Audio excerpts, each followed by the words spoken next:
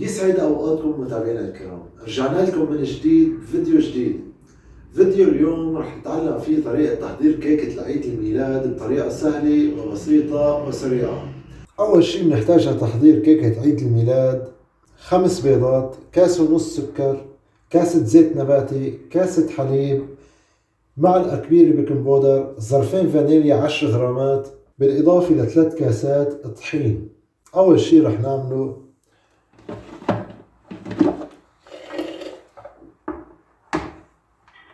رح نحط بالخلاط الكهربائي البيض، رح نضيف عليه السكر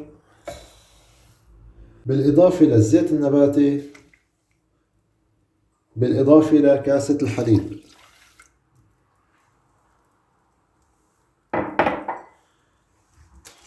رح نضيف عليهم الفانيليا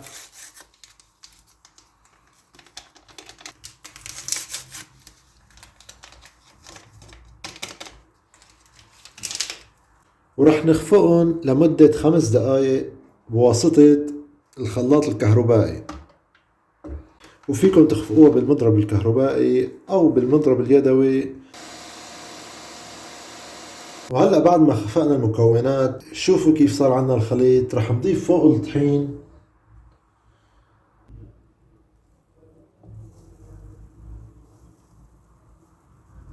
بالإضافة للبيكنج بودر، وبنشغل عليهم الخلاط الكهربائي لمدة دقيقة كاملة وبنرجع لكم. بعد ما خفقت المكونات شوفوا كيف صار عندي قوام الكيكة. عندي هون صحن بيركس، أو تريدوا تشووها بقالب مخصص لشوي الكيك، أنا رح أعملها بصحن بيركس لحتى تطلع عندي كيكة عيد ميلاد. طبعا صحن بيركس لازم تدهنوه بزيت نباتي وترشوا عليه طحين لحتى ما يعلق الكيك أثناء الشوي.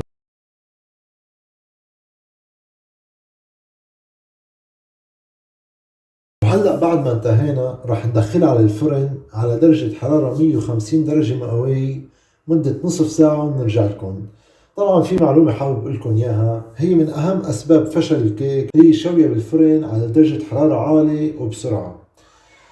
هاي أهم سبب بخلي الكيكة لتفشل. لازم تشووها لحتى الكيكة تنجح معكم وتطلع طيبة ومستوية وما تعجن. لازم تشووها على درجة حرارة 150، خلي تاخد وقت زيادة بالفرن بس بتعطينا نتيجة أفضل وبتخلي الكيكة ما بتهبط عنا. هلأ رح نحطها بالفرن وبنرجع لكم بعد ما تستوي عنا الكيكة، وبهاي المدة رح نحضر فيها الكريمة. وهلأ رح نحضر الكريمة. طبعا هاي نوع الكريمة، هاي الكريمة للحشوة وهاي الكريمة للتغليف الكيك. طبعا كريمة الحشوة رح نحط منها كاستين. مو ضروري بالتحديد انه نفس نوعية الكريمة، في كذا نوع للكريمة حسب البلد وحسب المنطقة اللي انت ساكن فيها.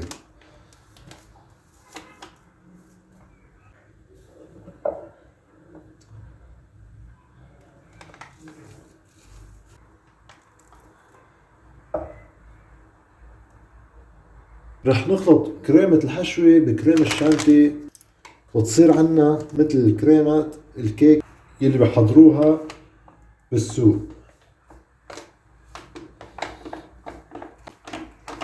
راح نحط لكل كاستين كاسة من بودرة الشانتي.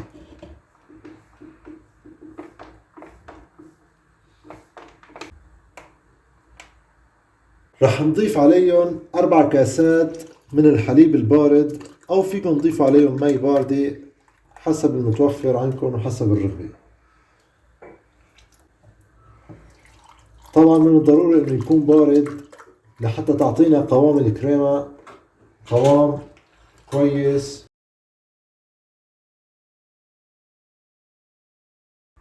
هلأ رح نخفقها لمدة 5 دقايق.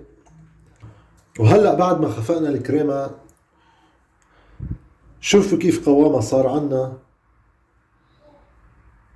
رح نفضيها بزبدية. هلأ بعد ما حضرنا الكريمة رح نحضر كريمة الشانتي لتغليف الكيك. أول شي بنحتاج لتحضير كريمة الشانتي 3 أكواب من كريمة الشانتي،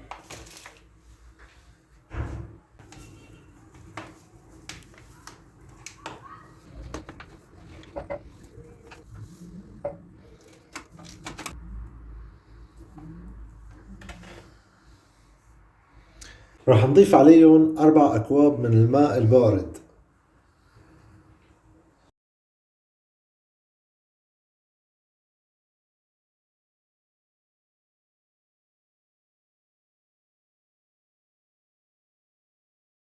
هلأ رح نخفقهم لمدة 5 دقايق.